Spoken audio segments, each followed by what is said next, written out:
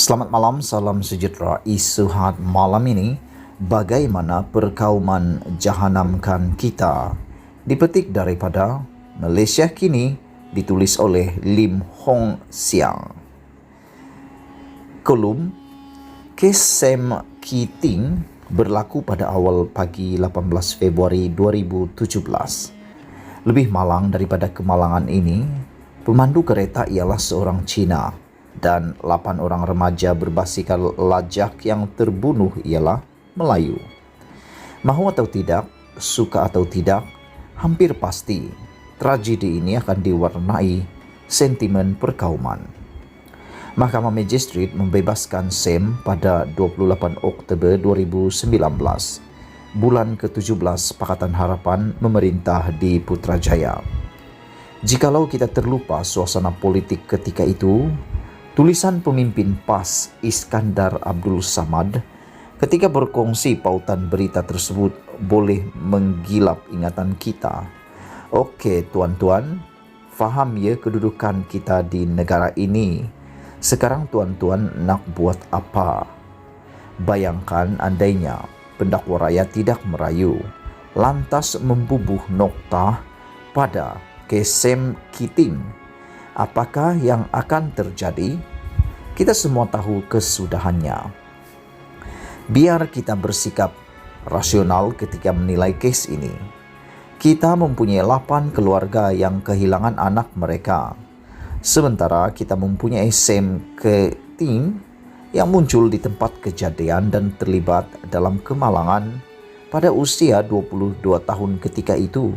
Kesemuanya anak Malaysia. Sama ada Sam Keating bersalah atau tidak, kita menyerah kepada pertimbangan hakim. Tidak banyak yang mampu kita lakukan kerana keputusan mahkamah tertakluk kepada undang-undang yang digubal dan mengikut prosedur yang sedia ada. Kita berharap definisi membandu secara melulu akan diperincikan pada peringkat mahkamah rayuan, mengambil kira segala situasi yang berlaku pada awal pagi 18 Februari 2017. Netizen yang rasional sudah tentu menyedari impak keputusan mahkamah terhadap dirinya. Ramai yang membayangkan jikalau dirinya Sam Keating. Andainya seseorang mematuhi semua peraturan keselamatan sebagaimana Sam, iaitu memandu tanpa pengaruh alkohol dan dadah, mengikat tali pinggang kaledar dan tidak menggunakan telefon bimbit, pada masa yang sama terserempak dengan sekumpulan remaja berbasikal lajak. Apakah mereka juga akan mengulangi jejak Sam? Saya mengikuti perbincangan netizen. Sesetengahnya mengemukakan persoalan yang wajar kita teliti dengan sebaik-baiknya. Misalnya, ada yang mempersoalkan bagaimana jikalau yang melalui tempat kejadian itu adalah sebuah ambulans.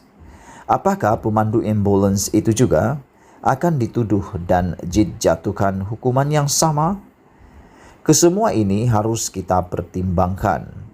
Bukan sekadar berlaku adil kepada Sam Keating, tetapi juga bagaimana kita menguruskan konflik kita kepada masa depan.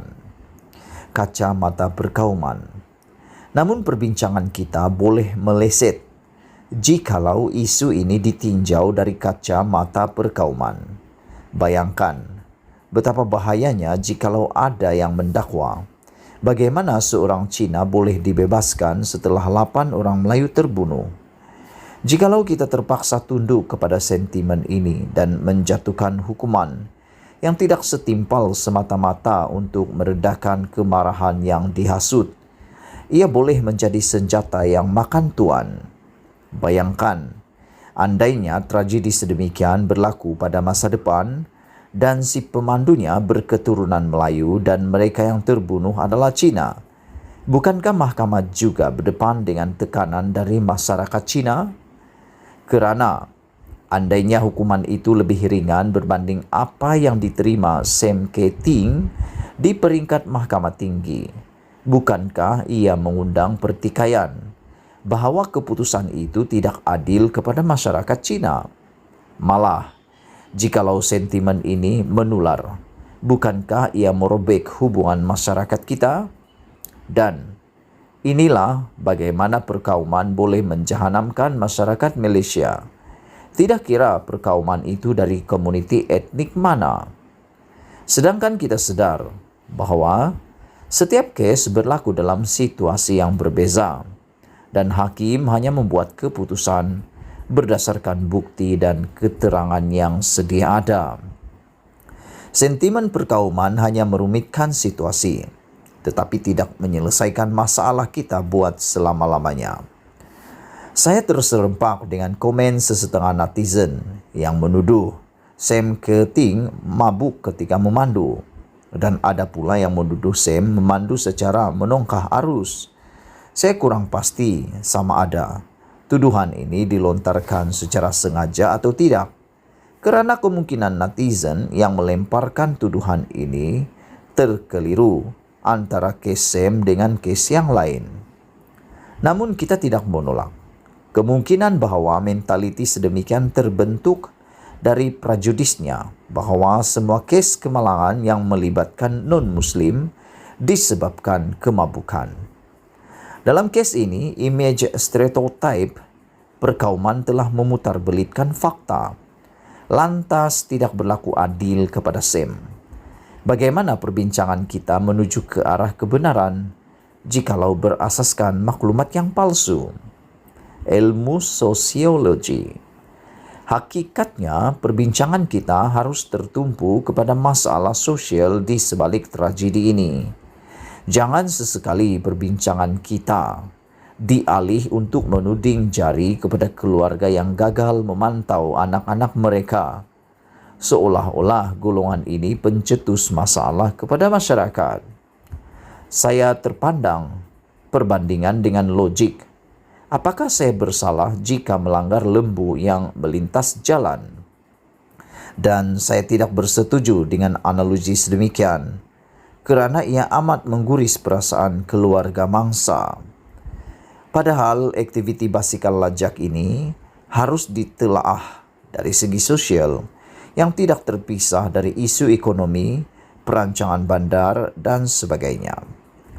Tragedi ini mencungkil ingatan saya terhadap kes kebakaran Pusat Tahfiz Darul Quran Itfaqiyah pada September 2017 yang meragut 23 nyawa. Ia tercetus kerana perselisihan antara dua kumpulan remaja dan berakhir dengan tindakan balas dendam yang membinasakan. Membaca wawancara dengan jiran di sekitar itu mencelikkan kita betapa parahnya masalah sosial dalam komuniti ini. Cuma, seperti biasa, isu keluarga ibu bapa tunggal, ibu bapa bekerja dua atau lebih untuk menampung kos sara hidup keluarga, ruang kediaman yang sempit, ketiadaan ruang awam untuk aktiviti remaja dan sebagainya, tidak diberi perhatian yang setimpal. Krisis ini tidak terserlah selagi tidak melibatkan pertembungan dua etnik yang berbeza. Tetapi inilah krisis sebenar yang menghimpit kehidupan kita saban hari. Iktibar kepada semua. Saya kurang pasti berapa nyawa lagi yang diperlukan sebelum kita menyedari bahawa apa yang kita perlukan adalah penggubalan dasar, perancangan pembangunan yang mampu merungkaikan masalah sosial kita, dan bukannya pemimpin yang lantang melaungkan retorik perkauman untuk menjadi wirabangsa. Masalah sosial kita tidak selesai dengan menjadikan kaum lain sebagai musuh dan kemudian menghukumnya untuk menunjukkan bahawa kaum kita masih mendominasi atas bumi ini. Sam Keating pada 18 Februari 2017 ialah seorang Cina. Sam Keating pada masa depan boleh jadi seorang Melayu atau mana-mana kaum. Sam boleh jadi seorang jurujual, kerani atau pemandu ambulans. Untuk saya, siapapun Sam, masalah ini boleh dikendalikan dengan baik selagi kita memiliki sistem kehakiman yang bebas, adil dan profesional. Lebih penting, 8 nyawa yang melayang dalam tragedi sebegini. Mereka masih muda, dan selayaknya menikmati hidup yang beraneka ragam pada masa depan.